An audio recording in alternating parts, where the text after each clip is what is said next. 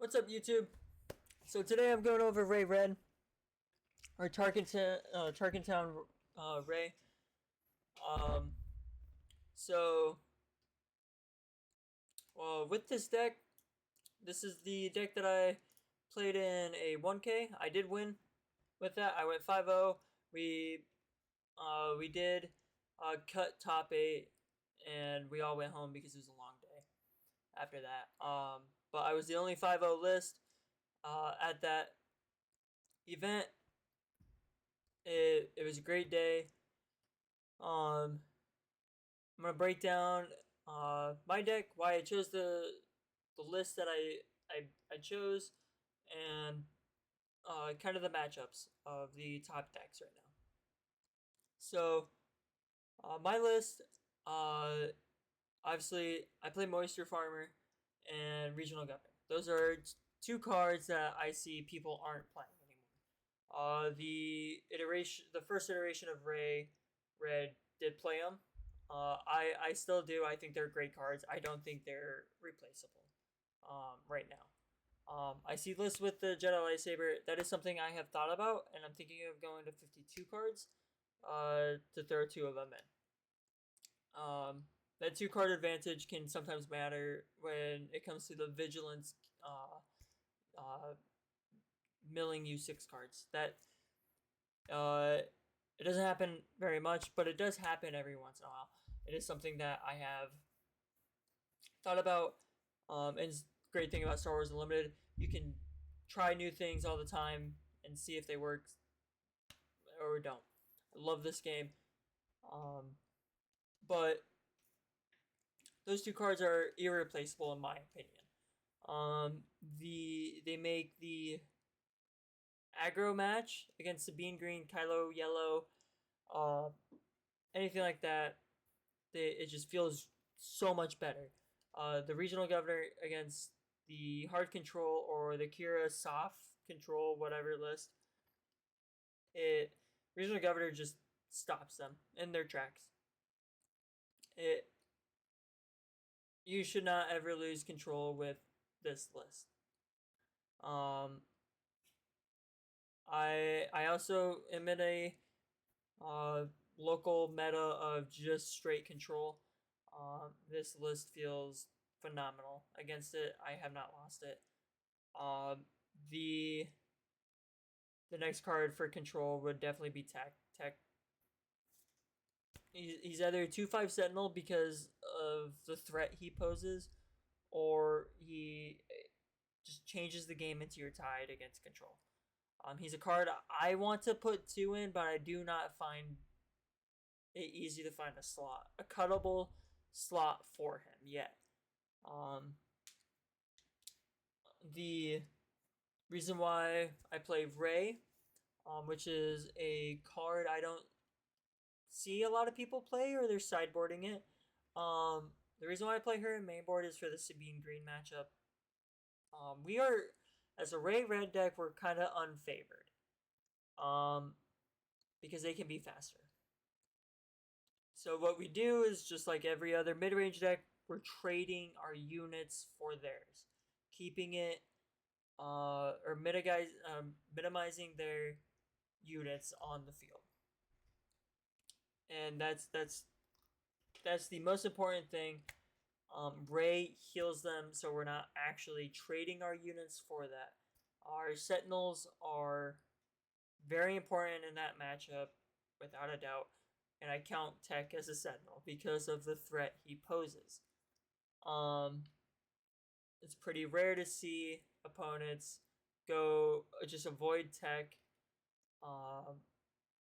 Usually they just always kill him right on the spot. Our restoring is also really important in that matchup. That is why I play the Moisture Farmer. The other thing that I have not changed this list because I did change it as soon as I got there, because I was thinking on the 2-hour drive there was switching the Takedown and the Rivals Fall. I did switch them. I actually took out all the Rivals Falls. I put 1 Fell to the Dragon and 2 Takedowns in. then I put 2 Rivals Fall on the sideboard and left 1 Fettle the Dragon in the sideboard. I think they're just a little better. And in the control matchup or Palp or the mid range, then I sign in the Rivals Fall. But the next cards that I see people playing differently are Poe as 2 and Crate as 2. I don't think that's wrong in certain decks, Ray decks. With my deck specifically, I'm more on the discard. I want to discard their hand and I want to put them in a top deck mode to where they need to have the win. They need to draw the win. The odds are not in their favor to draw that win because usually the wins like Crate Dragon and stuff are the 1-drops or not 1-drops, the 1-ups. So that's why if Poe is at a 3, I'm always normally discarding stuff for him. I'm not rushing my hand out or anything like that. Force Throw, I will barely ever put a Force Throw down as a resource in Pillage, especially if I know I'm going up against the Mirror Match, Han 2 blue, or Control. I can't put them down because of how important they are for those matchups.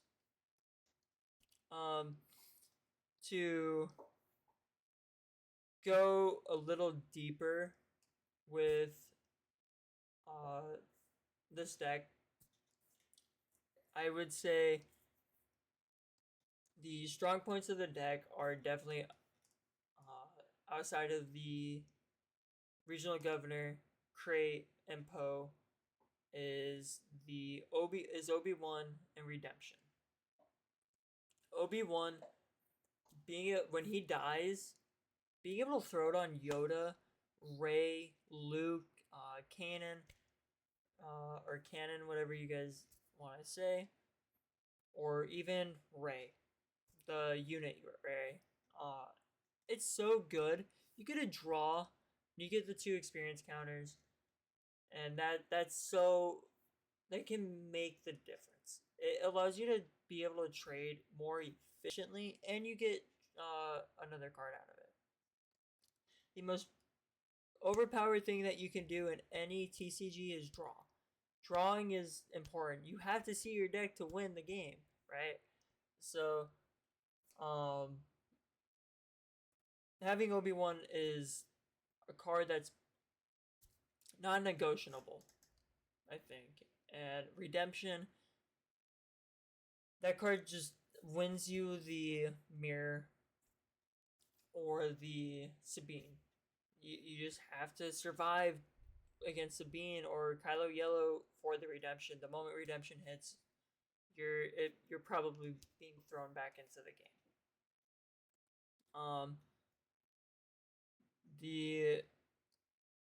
The other thing about this deck that I will say is I see this a lot. People don't use Tarkin Town, the ability, or they wait.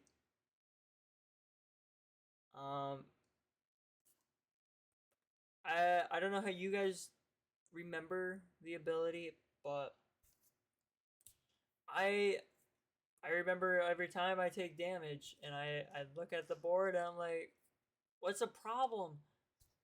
Whatever you can't deal with, that is what Tarkin Town is for. If you know, the moment you draw your 6, you already know what you're weak in. Hey, let's say you drew a Concord, Dawn Interceptors, Green Squadron, R2, Luke, Takedown, and let's just say a Force Throw, right? So, what are we weak in? Well, we're kind of good in everything. That's like a really good hand, right? Well, no. We are heavy on space. We have 2 space units right there. So we're probably going to play the space game first. A lot of people would probably... I would personally be... If I'm going into a matchup blind, or obviously probably against Akira green deck because that's one of the popular decks. I'm probably gonna put down the Concord and leave the green, but I'm playing R2 first. But right there, I'm making my hand more manageable to play on both sides because Kira Green's really good at either or. Um, but against Sabine, you kind of just have to. It's a flip of the coin. But most of the time, I'm probably gonna keep the hand, or I'm probably gonna keep the space units against Sabine. If they don't have it, I get free damage in. If they have the space units, I get to trade with them quick. And then turn one, your best turn one is probably going R2 or Moisture Farmer, and then losing the initiative if you don't already have it, and putting a experience counter with Ray on it. Your turn two goes into Sabine, Green Squadron. We are one behind curve with Ray, just like Luke. Luke puts you behind one for his shields. And we're kind of doing the same with Ray. But knowing when to and not to is important. Usually in control, you are free. You have the green light to always do it. You're okay. Most of probably till turn 6, you're okay losing the initiative. After turn 6, you probably always want the initiative. But having the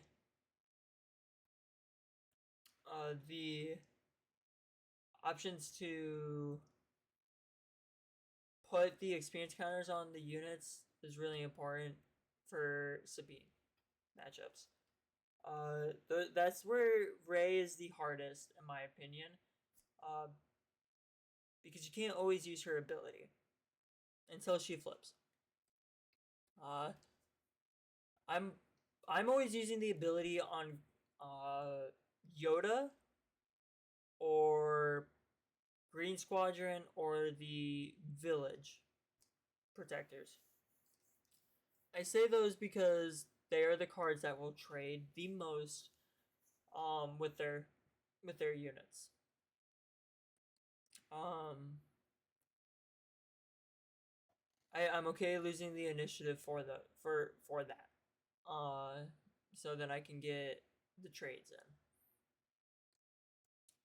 The other thing with this deck specifically is the Restore I'm heavy on, and I play a lot of turn 1 plays. Probably more than what I should, but there's a reason. So the reason is for Palp decks or control decks. They lose to the aggressive matchup, and you can do that with this list. You can go so aggressive so fast, and that's important.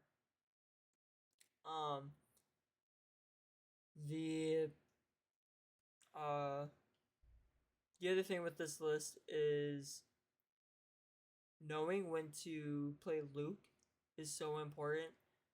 You never always jam him out, even if you just lost a unit. I'm usually trading my units a lot with theirs, or baiting my units against them, and waiting for the problem card that I know I can't probably deal with Luke, right? The scariest matchup with this is the mirror match because of the race. You have to race with Pillage, Crate, and Force Throw. Same thing goes with Han Blue. It's not even funny on how much of a race it is.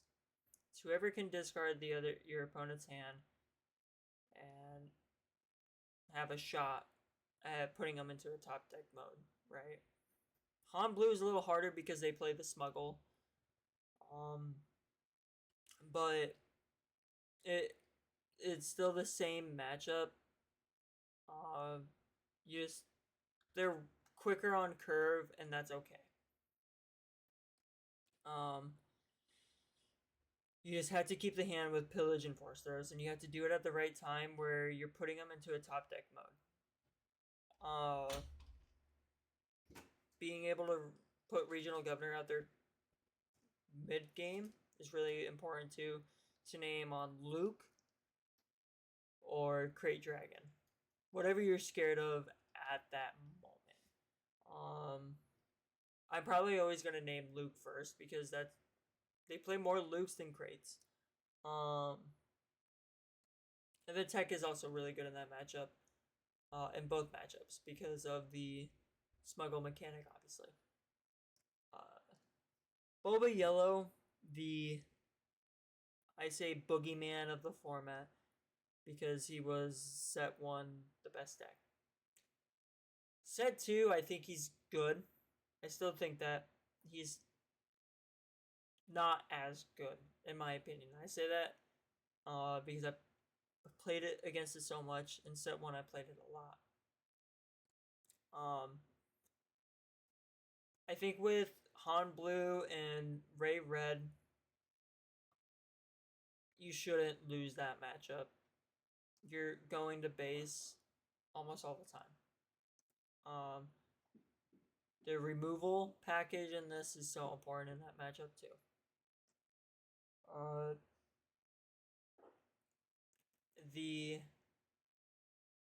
The MVP of my 1K was Tech because he's a kill on sight card. If your opponent doesn't kill him on sight, take advantage of it. But if you guys have not played Ray Red, you are missing out. I think she's the best deck in the format. I will be personally piloting her for the rest of set 2 and any 1Ks that I go to, the store champs I go to, and the winner box that I will be going to. There's no reason for me to play any other deck. I don't think there's anything else that you could play. Everyone wants to play the control game. I'm okay with that. I'm just going to beat you. And the Sabine players, they're an annoyance, but that's why I play the Restore. But mid-range game, you don't lose. The control matchups, you don't lose. I recommend you give this deck a try. But other than that, thank you guys so much for watching. If you guys want to see gameplay of this deck where I actually break down my plays and everything that I'm doing and my thoughts in that moment, let me know down in the comments. Leave a like. I will be pushing out more Star Wars Unlimited content for the Ray Red deck. But thank you guys so much for watching. I'll see you guys later.